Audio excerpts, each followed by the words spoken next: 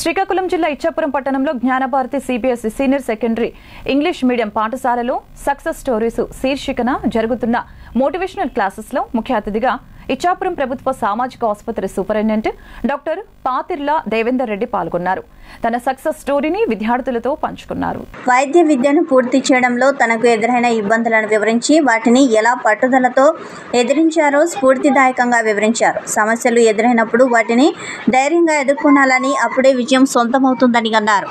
జ్ఞానభారతి పాఠశాలలో చదవడం తమ తరం చిన్ననాటి కలగా ఉండేదని, ఆ పాఠశాలకే ఈరోజు అతిథిగా రావడం చాలా ఆనందంగా ఉందని అన్నారు. అనంతరం జ్ఞానభారతి పాఠశాల కార్యదర్శి కార్యనిర్వహణాధికారి జోహర్ ఖాన్, ఎగ్జిక్యూటివ్ ట్రస్టీ రమణమూర్తి మాట్లాడుతూ డాక్టర్ దేవేందర్ రెడ్డి సాధించిన విజయాలు, వ్యక్తిగతంగా అతనికున్న గొప్ప లక్షణాలు కొనియాడారు.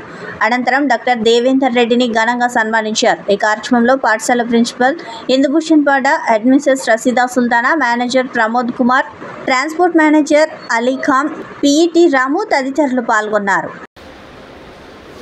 కొంతమంది పబ్లిక్ సర్వీస్ కాదండి, సివిల్స్ కాదండి అని కొంతమంది చెప్పారు. కొంతమంది మీకు ఏది ఇష్టం దాన్ని ఎంచుకొని ఆ ఫీల్డ్లోకి వెళ్ళండి.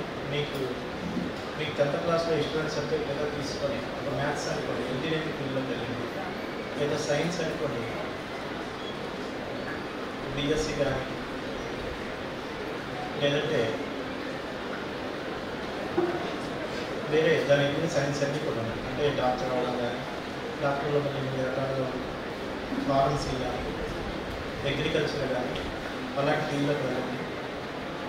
లేదు మీకు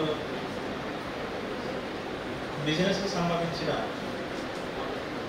ఫీల్డ్లోకి వెళ్ళాలి అంటే చార్టెడ్ అకౌంటెంట్, కంపెనీ సెక్రటరీ అలాంటి.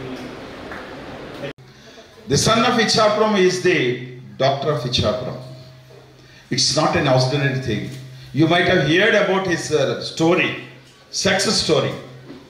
That's why, because students should know the success story.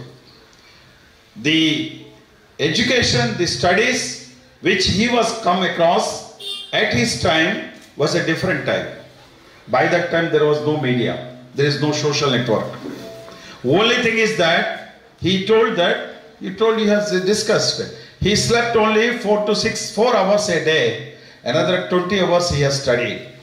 Now what we are doing, we are spending 20 hours in the social media and 4 hours in the studies. Remember the comparison. సంకల్పం ఉంటే మనిషి జీవితంలో ఎక్కడైనా సరే సక్సెస్కి కారణం అవుతుంది, determination. So I hope that his life is an example for tomorrow success. And ప్రతి ఒక్కరు కూడా ఒక ఎయిమ్ ఉండాలి. అది ఇదే టైంలో మీరందరూ ఫిక్స్ చేసుకోవాలి. నా జీవితంలో నేను ఇది సాధించాలి అని సంకల్పం తీసుకోవాలి. సంకల్పం తీసుకున్నంత మాత్రం సరే, సంకల్పానికి సంబంధించి మీరంతా కూడా ఏమి చేయాలి అనే విషయంలో సలహాలు సంప్రదింపులు తీసుకొని ఆ రకంగా అడుగులు ముందుకు వేస్తే మీరు ఖచ్చితంగా మీరు సంకల్పించుకున్న దాన్ని సాధిస్తారు. సాధిస్తే మీ అందరికీ తెలుసు, అందరికంటే ముందు ఆనందించేది మీ తల్లిదండ్రులు. మరియు మీరు ఇక్కడ విద్యాభ్యాసం చేసినందుకు మాకు చాలా గర్వకారణం తెచ్చిన వాళ్ళు. ఇకపోతే